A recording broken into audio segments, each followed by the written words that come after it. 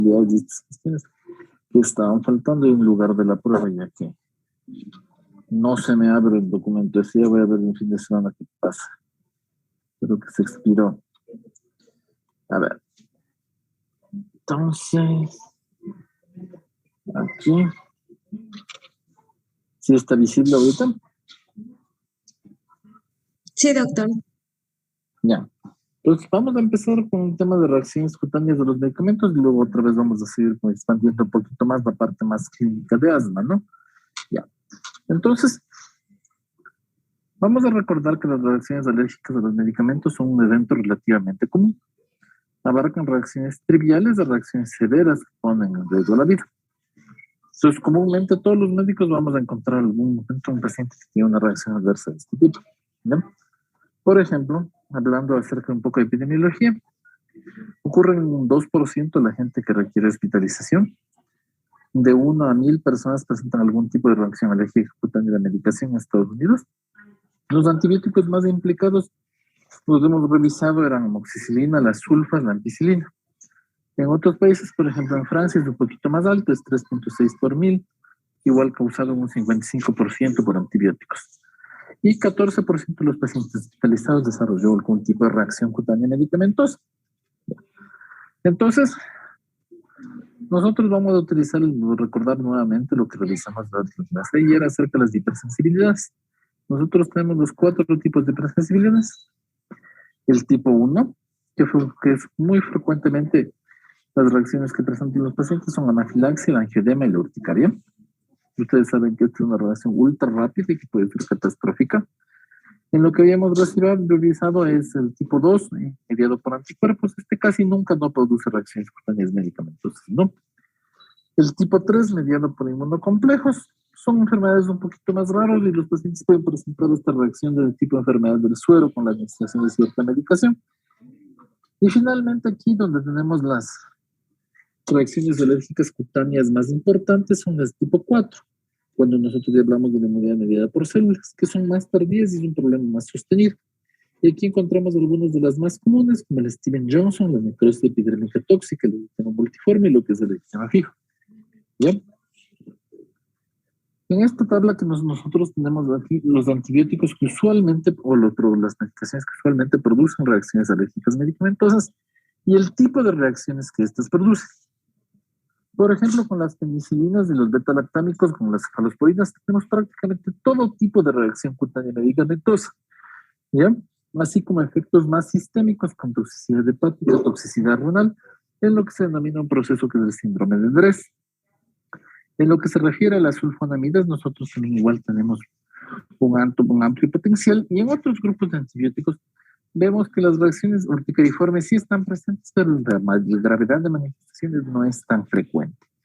La vancomicina, que si bien produce anafilaxia, también es capaz de producir otro tipo de erupciones cutáneas como una dermatitis exfoliativa, además de las inducidas por células como el Steven Johnson, la necrosis epidérmica tóxica o vasculitis. ¿Bien? ¿Cómo nosotros podemos caracterizar las reacciones cutáneas medicamentosas? Nosotros podemos ver los síndromes de hipersensibilidad retardada, como el exantema, la dermatitis exfoliativa, las enfermedades pustulosas, el Steven Johnson, la necrosis epidérmica tóxica.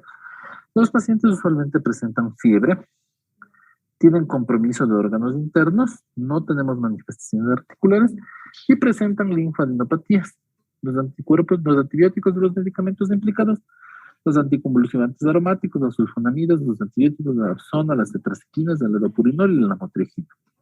En reacciones con inmunidad tipo 3, enfermedad del suero, podemos tener fiebre, el compromiso orgánico o sistémico está ausente, puede haber artralgias y puede haber linfadenopatías. Algunas cefalosporinas, tetraciclinas y agentes biológicos sobre todo producen este tipo de reacción. El lupus inducido por fármacos, que es muy semejante al lupus eritematoso sistémico, en este los síntomas son variables y usualmente no tiene una erupción cutánea medicamentosa. Cuando el lupus produce una erupción, nosotros vamos a tener erupciones anulares tipo fotosensitividad muy semejantes a lo que es el lupus discoide. Ocurre con tiacídicos, antagonistas cálcicos e inhibidores de la enzima convertidora en angiotensina. Y las pustulosis agudas generalizadas forman pústulas eritematosas o valsadenosa y alza térmica sin compromiso sistémico. Usualmente frecuentes con beta bloqueantes, macrólidos, antibióticos, antagonistas de canales de calcio. ¿Ya? Pues aquí tenemos las erupciones exantamentosas con los medicamentos, que vienen a ser el grupo más común de reacción de hipersensibilidad de los medicamentos. Esto también se conoce como exantema morbiliforme, porque es muy parecida a la erupción de la varicela cuando se presenta. Esto representa el 95% de todas las reacciones adversas de medicamentos, originado usualmente en el tronco con una distribución centrípeta por todo el cuerpo.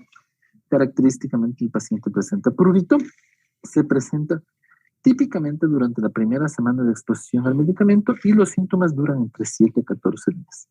Esta reacción es producto exclusivamente de inmunidad celular, entonces un ejemplo de tipo 4, ¿no? Entonces pueden ver en las 3 diapositivas, en estados hiperagudo, agudo y ya en remisión, la erupción morbiliforme. Noten ustedes claramente cómo son este exantema maculopapular confluyente, eritematoso, muy pruriginoso, y está distribuido fundamentalmente en el tronco, ¿no? Esto es lo que más comúnmente ocasionan prácticamente todas las alergias medicamentosas. Y en los hospitales, cuando a veces se dice que un paciente que presenta una erupción medicamentosa, nos encontramos con esto, ¿ya? ¿Cómo tendríamos el diagnóstico diferencial de una vasculitis? Es fundamentalmente por la distribución. Las vasculitis medicamentosas se presentan usualmente en las extremidades inferiores y en las porciones de declive donde el individuo apoya su peso. En cambio, este exantema es en el tórax, ¿no? Entonces ahí nos ayuda a diferenciarlo un poco. Vean, esto es una foto también de otro exantema morbiliforme, en el secundario de medicación, en el dorso del paciente. Pueden ver cómo es amplio, extenso, pruriginoso, ¿no? Luego tenemos los síndromes de hipersensibilidad. Cuando nosotros tenemos falla renal, insuficiencia hepática, síntomas neurológicos, estos están asociados a una enfermedad eruptiva, ¿ya? Ocurren en 1 de cada 3.000 pacientes expuestos a anticonvulsivantes, pero las sulfas, la dapsona, la nevirapina, la lopurinol, la nitrofurantoína pueden producirlos también, ¿ya? Entonces, luego aquí tenemos lo que se refiere en cuanto a urticarias, angioedemas y anafilaxis, que es esencialmente el mismo tipo de reacción, ¿ya? Producto de inmunidad tipo 1, como revisamos ayer extensamente. La urticaria, nosotros nos referimos como urticaria cuando es una cuestión más circunscrita a los planos superficiales de la piel. La urticaria dura cada episodio más o menos 24 horas y se puede presentar en oleadas recurrentes de urticaria. El angioedema, nosotros ya decimos cuando hay unos planos más extensos de compromiso y puede ser desfigurante y comprometer la vía aérea del paciente. El angioedema tiende a ser unilateral y dura varios días. Y en algunos textos se lo describe como equivalente clínico de la anafilaxia. Y la anafilaxia es ya lo que habíamos hablado ayer, cuando existe colapso circulatorio producto de la exposición al alergeno, ¿no? Manifestaciones clínicas de estas. Aquí podemos ver en este lactante la presencia de los abones urticariformes, como son extensos y grandes. Aparecen entre 5 a 10 minutos o usualmente dentro de las 2 primeras horas de la exposición. Después de que la exposición se controla, se remiten súbitamente. Ocasionalmente, es raro que produzcan prurito, más producen disconfort, son calientes. Y en algunos casos severos, cuando ya estamos hablando de una respuesta más de tipo anafilaxia, puede haber náusea, vómito, cefalea, broncoespasmo o síncope. Entonces aquí podemos ver cómo se produce la cascada de activación que habíamos discutido anteriormente, ¿no? Ya. En la histología, nosotros vamos a ver que en lo que es la urticaria, a diferencia de los otros problemas, vamos a notar que existe un importante edema de la dermis, con una vasodilatación y escasa presencia de células inflamatorias, porque son los más, la de granulación, lo que ocasiona los síntomas, ¿no? Entonces pueden ver esta dermis muy edematizada, ¿no? Cuando está asociada por medicamentos, usualmente la enfermedad es un poquito más circunscrita. Aquí tenemos las placas de bordes irregulares sobrelevadas que aparecen y desaparecen en el paciente. Pueden ver aquí en esta porción lateral del tórax. ¿Bien? Esta otra diapositiva muestra una bomba urticariforme gigante, ¿no? Si le pueden ver claramente, es un halo rojizo y una zona sobrelevada central, ¿no? Luego tenemos lo que son los eritemas bulosos. Los eritemas bulosos son reacciones medicamentosas muy semejantes entre sí. En estas tenemos un proceso infiltrativo de linfocitos tanto en dermis como en epidermis. Son reacciones de tipo diferido que pueden aparecer desde pocos días hasta hasta semanas después de la exposición. Rara vez se acompañan de síntomas sistémicos como fiebre o malestar general. Aquí podemos ver las drogas que causan los eritemas bulosos. Alto riesgo allopurinol, las sulfas, la carbamazepina, la lamotrigina, la fenobarbital, la fenitoína, la nevirapina, los oxicams y las diacetonas. De bajo riesgo, la aspirina y los otros AINES no sulfonamídicos, las aminopenicilinas, cefalosporinas, quinolonas, las tetraciquinas y los macrólidos. De riesgo dudoso, el paracetamol, los pirazonalónicos, los corticoides, AINES que no sean aspirina y la sertralina. Y donde no hemos encontrado evidencias con aspirina, sulfoniluria, tiacídicos, furosemida, espironolactona, antagonistas cálcicos beta-bloqueantes, IECAS, ARAS, estatinas, hormonas y vitaminas. ¿Ya? Entonces aquí tenemos los ejemplos de estas enfermedades. El Steven Johnson es uno de los eritemas bulosos que nosotros presentamos. El Steven Johnson se asocia a lo siguiente cuadro clínico: la presencia de fiebre, una estomatitis, compromiso ocular y la erupción cutánea diseminada. El Steven Johnson usualmente aparece a más de 3 semanas de exposición, pero puede ser más tardío en pacientes, puede ser más rápido en pacientes que se encuentran sensibilizados. Los pacientes con lupus VIH o con HLA-B12 son especialmente susceptibles al Steven Johnson, ¿no? Pues aquí podemos ver el Steven Johnson típico.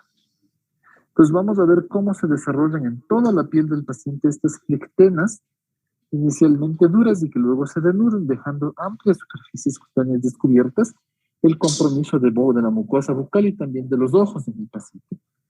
Y cómo vemos que esta enfermedad rápidamente se torna progresiva. La expresión más severa del Steven Johnson es lo que se denomina la necrosis epidérmica tóxica.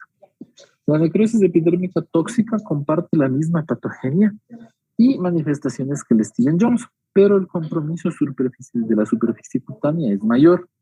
Cuando tenemos menos del 10% de la superficie corporal afectada, hablamos de Steven Johnson, y cuando hablamos de más del 30%, tenemos necrosis epidérmica tóxica.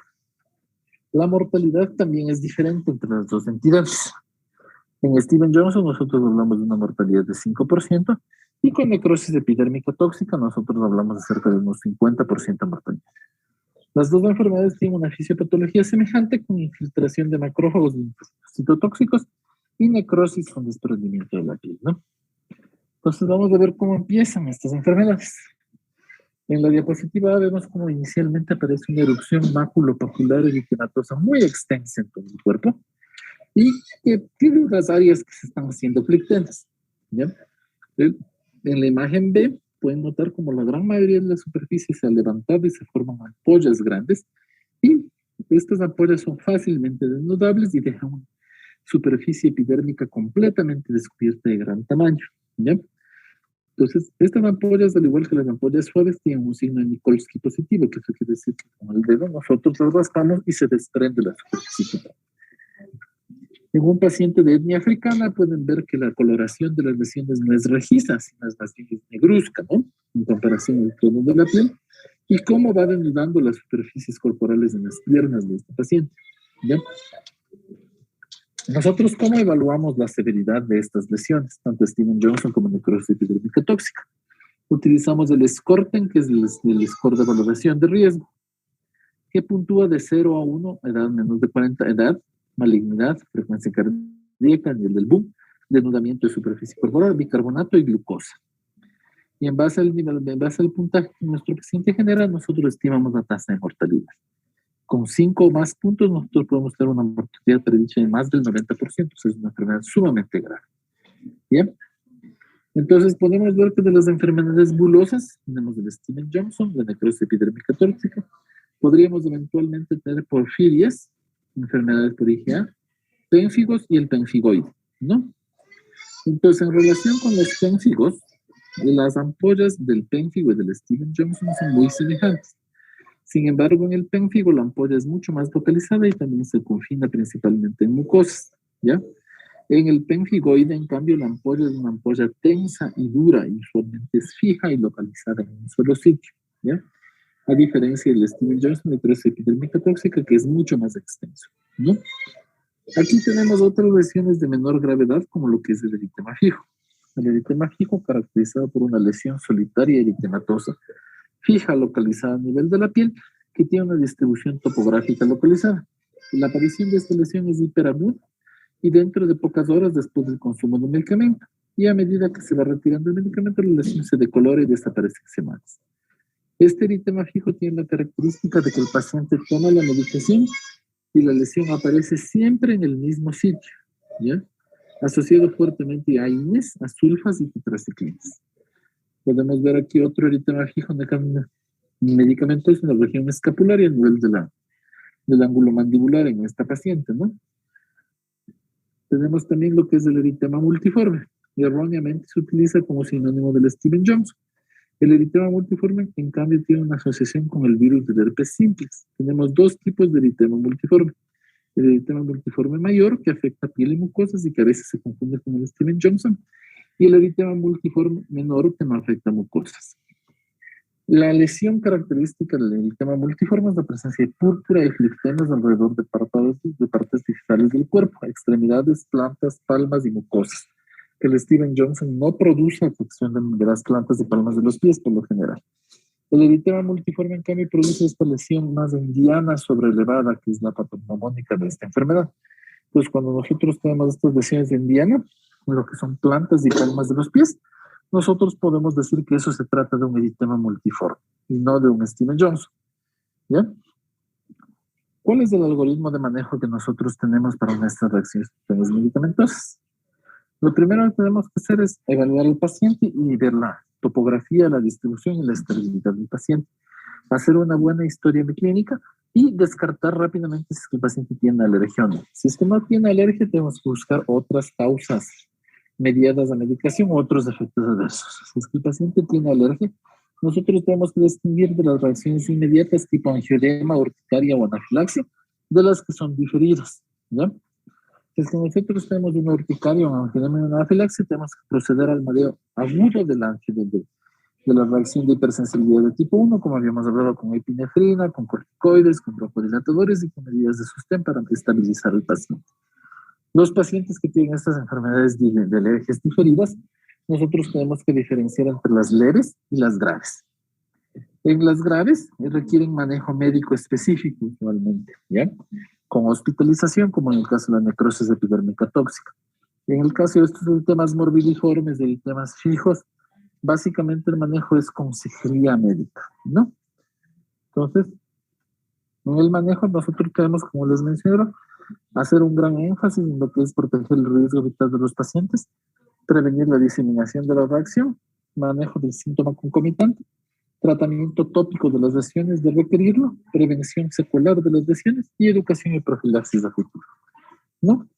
Cuando nosotros tenemos que sospechar que una reacción medicamentosa es severa, cuando el paciente tiene síntomas sistémicos, fiebre, signos de faringitis, astenia, artralgia, osteoto, meningismo, o cuando en la piel nosotros vemos que la reacción cutánea evoluciona rápidamente, cuando existe edema facial que abarca sobre todo la estructura de nariz y boca, compromiso de mucosas, especialmente una mucosa que es sumamente delicada, es la mucosa de los ojos, cuando existe friabilidad cutánea, y cuando tenemos la presencia de una púrpura no explicada. ¿Ya? ¿Qué es controversial en el manejo de estas reacciones todavía? El uso de corticoides en las reacciones cutáneas diferidas. A veces se utiliza corticoide en el manejo de lo que es Steven Johnson, eritema multiforme, eritema fijo, con pocos resultados variables. Esto es un tema controversial. La presencia de reacciones cruzadas entre medicamentos de la misma familia. Hay veces que algunos beta-lactámicos se considera que no tienen reacción cruzada, sin embargo el paciente reporta ya una alergia, no está dispuesto a consumir estos medicamentos. Entonces puede volver un problema el trabajo con estos pacientes, ¿ya?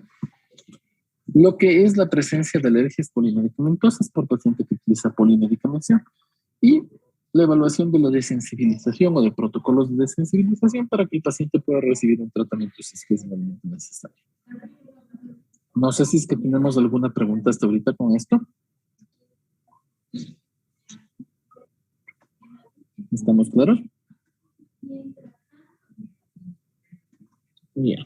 Una pausita un momentito para poder permitir.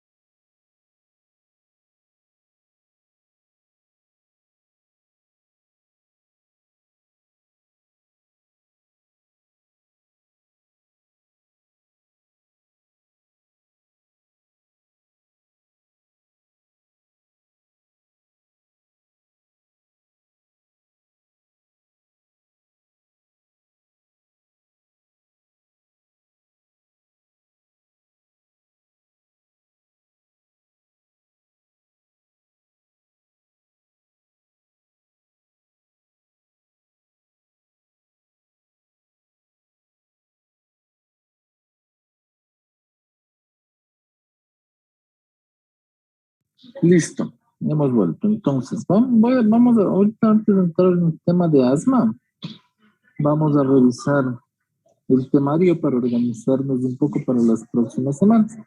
Bien, para ver cuáles son los temas que nos faltan cubrir para organizarnos para la cobertura. Bien.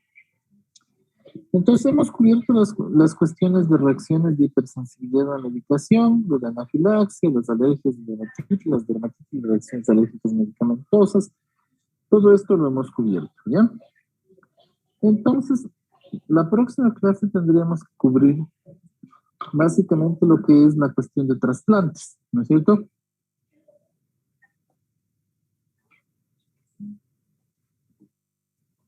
Ya, sí. Entonces, lo que es inmunología de tratamiento aplicado a la enfermedad, vamos a dividirlo eso por temas, ¿ya? Como trabajamos las inmunodeficiencias primarias para cubrirlo en la siguiente clase también, ¿ya? Vamos a cubrir lo que es vacunas, que eso cubriría yo. Ustedes trabajarían en los otros tres temas, ¿ya? Lo que es la inmunoterapia con alérgeno, la inmunoterapia contra el cáncer y lo que son los temas de antideleción de anticuerpos monoclonales, ¿ya? En el CUBI me parece que tenemos la base donde podemos trabajar de estos temas, hay temas relacionados a esto, ¿ya? Y la cuestión de trasplantes yo la desarrollaría también con ustedes. Y con eso yo creo que sí avanzamos a cubrir todos los temas en el tiempo asignado, ¿no es cierto? Entonces, el plan es la cuestión de trasplantes la próxima semana. Y comenzamos también el viernes con lo que falta, lo comenzamos con la primera parte, lo que es vacunas, y luego con las otras cuestiones. ¿No? Entonces, vamos a trabajar ahora con lo que es asma para finalizar el tema de hipersensibilidad. ¿Ya?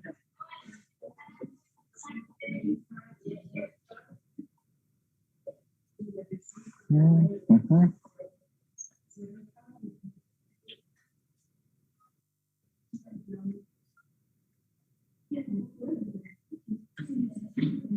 Sí, ya. Sí está visible ya. ¿Sí lo están viendo? Sí, doc. Ya. Ok. Entonces, ¿cómo nosotros la fisiopatología del asma hablamos de más, haremos algunas recalcaciones acerca de esto, pero ¿cómo nosotros nos basamos en el diagnóstico del asma? La presencia de síntomas episódicos o crónicos de obstrucción del flujo de aire, obstrucción al flujo de aire espontáneo después del tratamiento con broncodilatador, expiración prolongada y sibilancias difusas en la exploración. Con frecuencia los síntomas del paciente empeoran por la noche o temprano en la mañana con actividad física y la limitación al aire es positiva en la prueba de espirometría y mejora el resultado con la administración de prueba con broncodilatador, ¿no? Entonces ahí hablamos de la reversibilidad. Entonces, ¿cómo nosotros podemos clasificar al asma? Usualmente podemos clasificarlo de acuerdo al nivel de control en 3 estadios. Bien controlada, parcialmente controlada o mal controlada. Donde tenemos que el asma bien controlada es la que no ha presentado durante las 4 últimas semanas ni sintomatología, ni despertar nocturno, ni interferencia con la actividad normal y no ha requerido medicación de rescate más de 2 veces a la semana. El paciente parcialmente controlado, en cambio, reporta 1 o 2 de estos componentes, puede tener despertar nocturno, interferencia con la actividad normal, o síntomas de asma 2 veces por semana, o necesidad de uso de rescate 1 a 2 veces por semana. Entonces, cualquiera 2 de estos componentes, el paciente está parcialmente controlado. El paciente muy mal controlado es aquel que tiene los 3 o 4 componentes durante el último mes, ¿no? El asma hablamos que es una enfermedad poco frecuente que afecta al 8 al 10% de la población en los países anglosajones, fundamentalmente. Es más común en niños varones de menos de 14 años y en las mujeres adultas. Hay una predisposición genética al asma, esto todavía es una cuestión de estudio todavía, pero aparentemente habría una predisposición.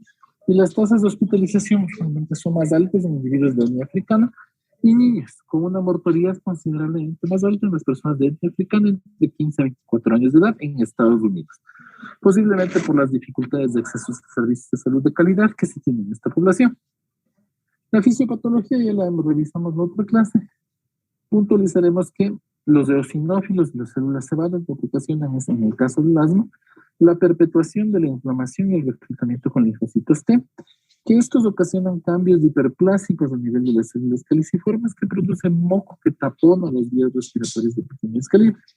Podemos tener hipertrofia y depósito de colágeno en el músculo liso como una respuesta a esta hipersensibilidad persistente con edema continuo en la vía respiratoria y adicionalmente el músculo se vuelve hiperreactivo y se vuelve espástico, lo que ocasiona los episodios característicos de intermitencia en el asma. Entonces, en el asma adicionalmente podemos tener dos tipos de fenotipos diferentes. Tenemos un fenotipo asociado a TH2 y un fenotipo no asociado a TH2. El asociado a TH2 es usualmente el fenotipo que nosotros clásicamente hemos descrito y es el que obedece a los fenómenos de alergenización que nosotros habíamos mencionado anteriormente y tiene las características típicas del paciente asmático con un inicio en la edad infantil y una resolución parcial o completa en la edad adulta. ¿Ya? El tipo A del asma no TH2 es un asma que está asociada a la obesidad, es un asma que está asociada a los procesos neutrofílicos y que tiene un comportamiento muy semejante a lo que es el de POC, ¿ya? Fisiopatológicamente inclusive está asociada a la actividad neutrofílica con la producción de metaloproteasas que degradan la matriz y producen inflamación en la vía respiratoria alta, ¿ya? Y esta es usualmente de ocurrencia en edad adulta. Entonces, la enfermedad de asma tipo 2 con TH2, el asma TH2, esa es la que nosotros describimos como asma propiamente dicha. El otro no TH2 es otro espectro de enfermedad un poco diferente, ¿ya? En cuanto a lo que es la susceptibilidad genética, me parece que la susceptibilidad estaría ligada a algunas cuestiones en el brazo largo del cromosoma 5, 11 y 12. Estas regiones tienen los genes que regulan la producción de la IgE y aparentemente activan a la proliferación de los procesos inflamatorios vinculados con el asma, ¿no? Entonces nosotros tenemos aquí la broncoconstricción, pueden ver en esta diapositiva un bronco relajado y un bronco afecto por asma. Entonces, como ustedes podrán ver, el asma no es solo un fenómeno inflamatorio de broncoconstricción transitoria, sino hay cambios verídicos en la arquitectura del parénquima pulmonar, en el bronquio, ¿no? El músculo se vuelve más grueso, hay una presencia de células infiltradas fundamentalmente linfocitos y tenemos la acumulación de moco, ¿no? Entonces, los desencadenantes del asma podemos tener algunas cuestiones como inespecíficas, como el ejercicio, infecciones respiratorias, rinosinusitis, goteo retronasal, broncoaspiración, el reflujo, cambio de clima o estrés, productos de la combustión como el humo del tabaco, el humo de la cocaína y otras sustancias ilícitas. Estos van a exacerbar los síntomas, la contaminación ambiental, la aspirina se ha visto que en algunos pacientes actúa como un desencadenante. Los pacientes que tienen exposiciones laborales, existe también el asma catamenial, que es una asma asociada al ciclo menstrual, broncoconstricción inducida por el ejercicio, 33 minutos después de realizar el ejercicio, a un máximo de 10 a 15 minutos y que suele resolver dentro de una hora. Y lo que es la presencia del asma cardíaca, que es la presencia sibilante en el paciente con una insuficiencia cardíaca producto de la congestión vascular que tiene. ¿Bien? Entonces, el asma es una enfermedad multifactorial, es una enfermedad multisistémica. En realidad es una condición crónica, no es una condición que simplemente obedece a la presencia de IgEs o intermitentemente, sino tenemos remodelamiento y daño de la vía respiratoria y de las células del parénquima pulmonar, ¿ya? Por lo tanto, el control del asma debe ser integral y debe ser poderoso, ¿no? Entonces, aquí tenemos algunos otros factores de riesgo, como es lo que es la periostina y los endotipos y biotipos del asma, ¿no? ¿Qué síntomas o signos tenemos con el asma? Las sibilancias episódicas, dificultad de respirar, sensación de constricción torácica y tos. A menudo el paciente refiere expectoración excesiva con un esputo claro. Y algunos enfermos tienen crisis breves, muy cortas de segundos o minutos, y hay otros enfermos, en cambio, presentan episodios mucho más sostenidos. Puede aparecer de forma espontánea o tener exacerbadores diversos, que ya los mencionamos. Los pacientes usualmente son nocturnos y también pueden presentar una sintomatología respiratoria como tumefacción de la mucosa nasal o rinorrea, ¿ya? Nosotros tenemos que interpretar que el asma, su diagnóstico lo realizamos a través de espirometría, con la evaluación de los flujos y volúmenes pulmonares, ¿no? Entonces, nosotros tenemos aquí el volumen, la capacidad vital de un paciente, el volumen corriente, ¿no? Nosotros tenemos el volumen inspiratorio de reserva, el volumen expiratorio de reserva, y lo que nosotros nos vamos con la capacidad inspiratoria y la capacidad residual funcional. La capacidad vital, que es lo que nosotros metimos en condiciones fisiológicas de inspiración y expiración, es lo que representa esto. Y la capacidad del volumen pulmonar total es lo que está entre todos los espacios y que mide hasta el residuo, ¿no?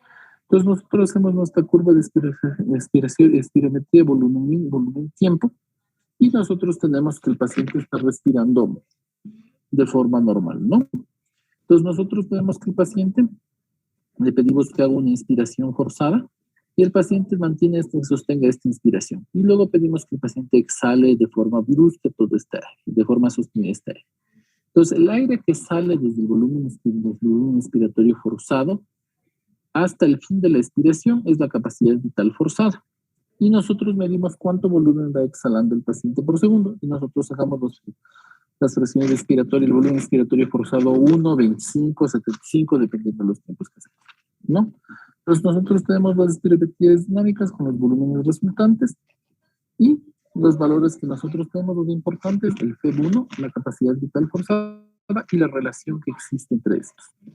Usualmente la relación es de más del 70% entre el FEB1 y la capacidad vital forzada. Eso quiere decir que un individuo normal es capaz de exhalar el 70% del aire que ingresaba de forma forzosa a sus pulmones durante el primer segundo. Adicionalmente, nosotros evaluamos la reversibilidad en lo que es la espirometría. Nosotros decimos que una espirometría tiene una reversibilidad cuando los valores de FEB1 y FBC mejoran más de 12% después de la realización de una broncodilatación, ¿no? Pues aquí tenemos la técnica de la espirometría. Esto es importante a veces recordarlo, que nosotros tenemos que colocar el espirómetro bien en la boca del paciente. Usualmente se pueden utilizar estas pinzas para cerrar la nariz, para evitar la salida de aire por la nariz, para formar un vacío adecuado en el paciente. El paciente debe hacer inspiraciones máximas y expiraciones máximas para tener valores adecuados.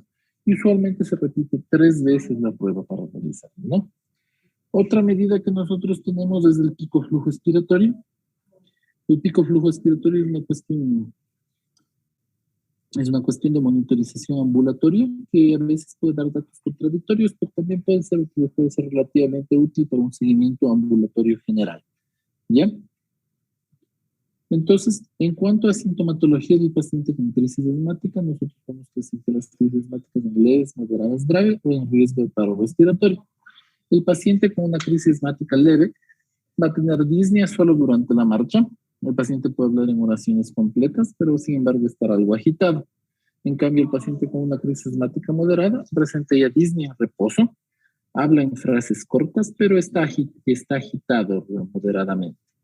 El paciente que está con una crisis asmática grave, está en reposo y está completamente agitado y no puede hablar más que palabras, se ahoga por decir solo palabras.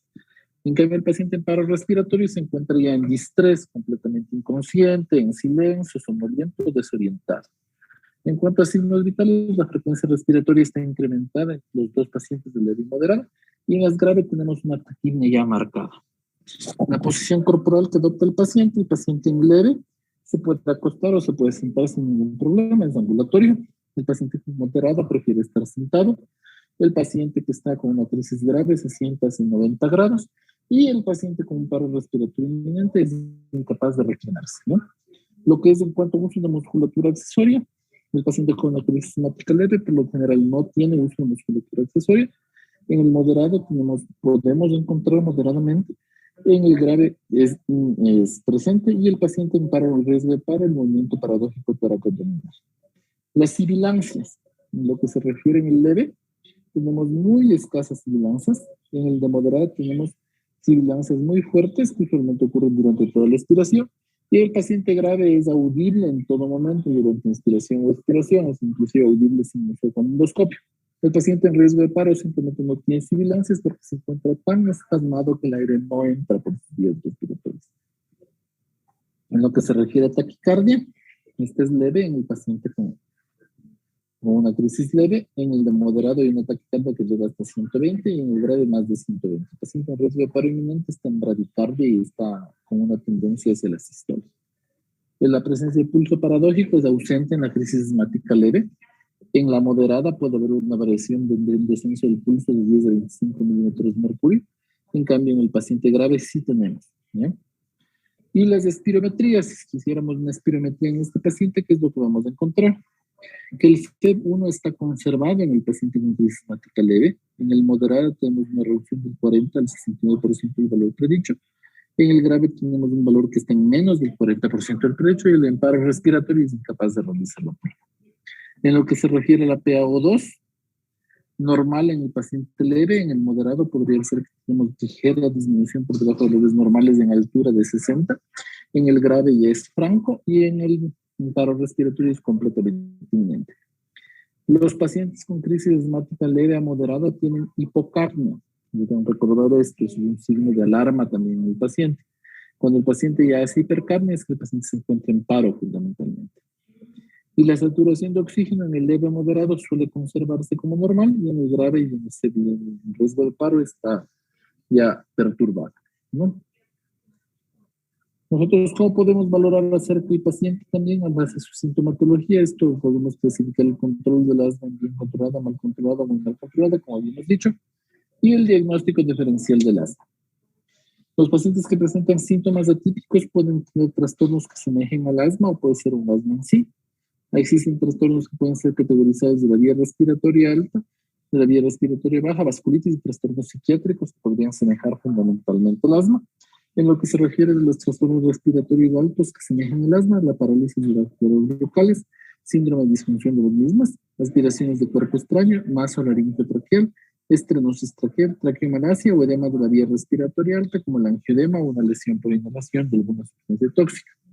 Los trastornos de la vía respiratoria baja que semejan al asma le toca el fundamental, las bronquiectasias, la presencia de una micosis broncopulmonar de tipo alérgico, estas enfermedades de pulmón del granjero o pulmón del criador de palomas, la fibrosis quística, las neumonías eosinofílicas o la bronquiolitis obliterante como procesos intersticiales que ocasionan broncoespasmo. Y las vasculitis pueden tener un componente pulmonar también semejante al asmático, como es en el caso de la granulomatosis de Wegener, pero se asocian a síntomas sistémicos de enfermedad y esto nos ayuda a distinguirlas de la propiamente dicha. Y el paciente con un paciente psiquiátrico presenta un síntoma conversivo, podemos presentar sibilancias altas a nivel de laringe, disminución de cuerpo grueso o disinesia de laringe. A veces el síndrome de Munchausen puede ser un diagnóstico diferencial en algunos pacientes asmáticos. ¿Cómo hacemos el tratamiento? De acuerdo al GINA, que es el Global Report sobre la iniciativa global para el tratamiento y el manejo del asma, nosotros definimos los siguientes puntos. El primero, valoración y control de la gravedad del asma, diferenciar el asma grave de lo que está descontrolado, un tratamiento personalizado para el asma, tratamiento de los factores de riesgo susceptibles de modificación y control de los factores ambientales, y educación y capacitación del paciente para un tratamiento administrado por el mismo. ¿Bien? En el asma nosotros tenemos que los corticoides usualmente son el tratamiento de elección, los pacientes que tienen congestión eosinofílica. Los corticoides nosotros preferimos los corticoides inhalatorios sobre los sistémicos, pero los sistémicos pueden utilizarse en estos pacientes asmáticos graves, en ciclos cortos.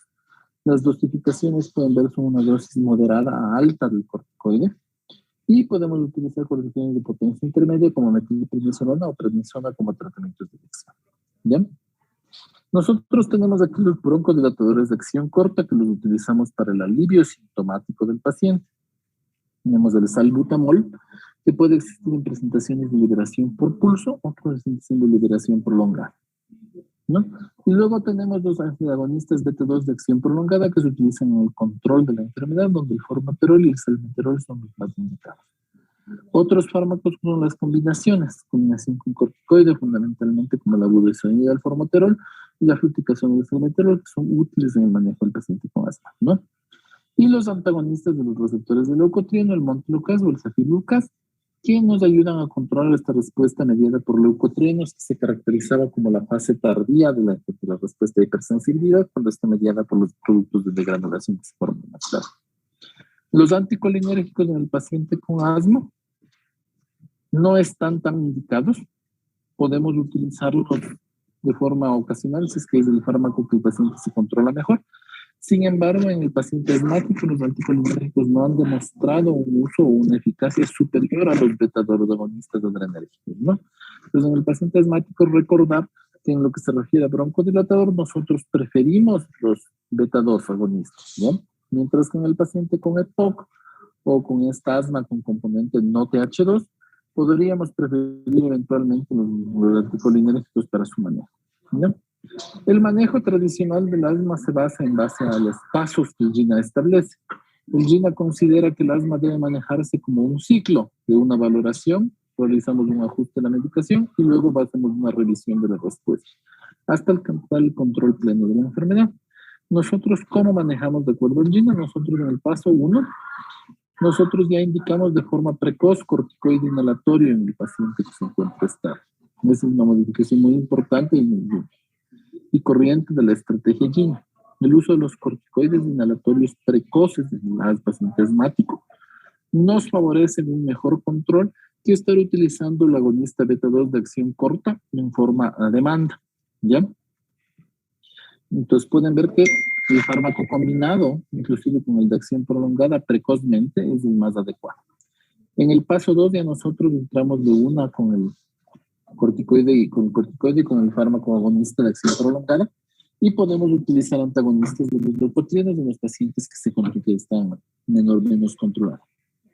El paso 3, vamos intensificando las dosis del corticoide inhalatorio.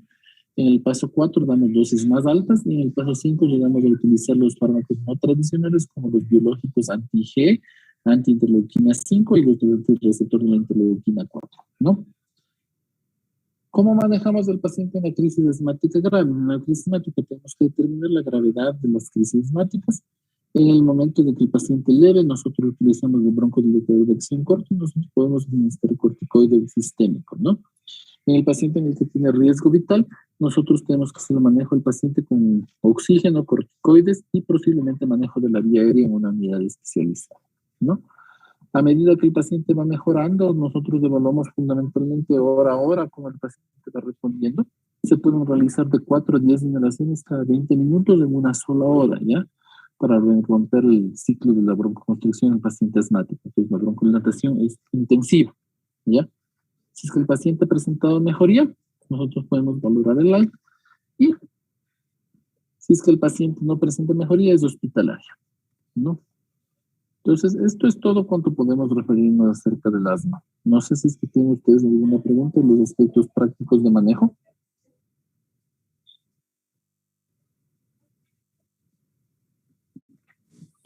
Doctor, disculpe una pregunta. En el caso de un paciente controlado, por ejemplo, por años, ¿la espirometría va a ser normal? Ya, si el paciente está normalmente controlado con medicación, sí. Es que esa es la cuestión del asma. El asma, cuando es el asma está tipo TH2, sí resuelve. Es el asma infantil usualmente.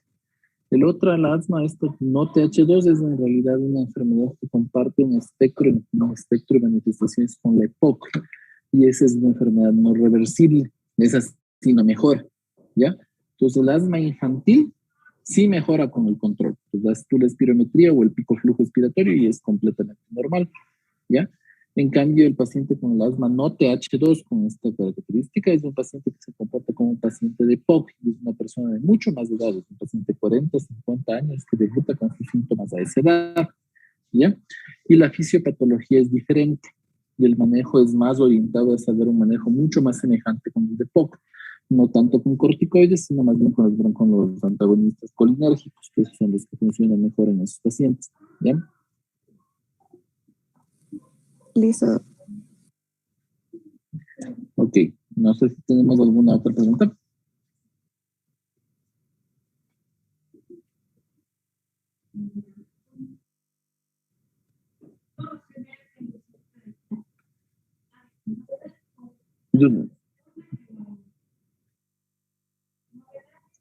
La prueba, verán, hagamos la primera hora del viernes, ¿ya? La próxima semana ya creo que ya no necesitamos reponer más clases, ¿no es cierto? Ajá, yo creería que ya no. Entonces el mismo viernes vamos a ir viendo cómo vamos avanzando, ¿ya? Ok. Entonces nos veríamos la próxima semana para continuar trabajando con los temas, ¿no? ¿Ya? Gracias, doctor. Entonces que les vaya muy bien, ¿no? Ok, hasta luego.